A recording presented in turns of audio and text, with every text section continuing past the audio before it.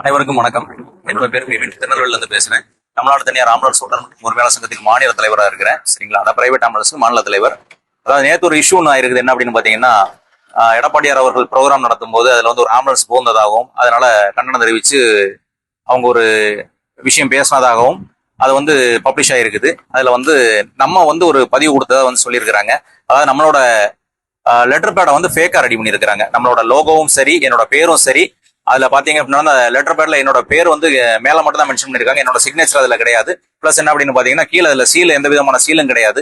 நம்மளோட லோகோவே ஃபேக்கா கிரியேட் பண்ணிருக்காங்க. கிரியேட் பண்ணி ஒரு அறிக்கை ஒன்று கொடுத்துருக்காங்க. அதுல வந்து நாங்க கண்டனம் தெரிவிக்கதா கொடுத்துருக்காங்க. அது வந்து ஒரு பொய்யான செய்தி. சரிங்களா, இன்னைக்கு முதல்ல வந்து அதை நான் புதிய தலைமுறைங்கிற சேனலோட பேஜ்ல வந்து FB பேஜ்ல நான் பார்த்த உடனே சேனலுக்கு நான் கால் பண்ணி பேசினேன். கால் பண்ணி பேசும்போது எதுக்கு இந்த செய்தி போட்டீங்க, யாரை தந்தாங்க அப்படின்னு கேட்கும்போது அவங்களுக்கு சரியான சோர்ஸ் இல்லைன்ற மாதிரி நம்மகிட்ட ரிப்போர்ட் பண்ணியிருந்தாங்க. திரும்ப 5 நிமிஷத்துல அவங்க என்ன பண்ணிட்டாங்கன்னா, அதை கிளியர் பண்ணிட்டாங்க. திரும்ப மறுப்பு செய்தி நம்ம ஒன்று கொடுத்துருந்தோம், போட்டது தப்புதான்னு சொல்லி அவங்க பேசியிருந்தாங்க. அந்த மறுப்பு செய்தியை வந்து அவங்க என்ன பண்ணிருக்காங்க அப்படின்னா ரீபப்ளிஷும் பண்ணி விட்டாங்க. சரிங்களா, இந்த மாதிரி ஒரு தேவையில்லாத விஷயத்த வந்து எதனால பண்றாங்கிற விஷயம் தெரிய மாட்டேங்குது. அதனால கண்டிப்பான முறையில இது யாரு செஞ்சாங்கிறத நாங்க கண்டிப்பான முறையில போலீஸ் ஸ்டேஷன்லயும் சரி, சைபர்லயும் சரி, பிளஸ் கமிஷன் ஆபீசர் சரி கம்ப்ளைண்ட் கொடுக்க இருக்கிறோம்.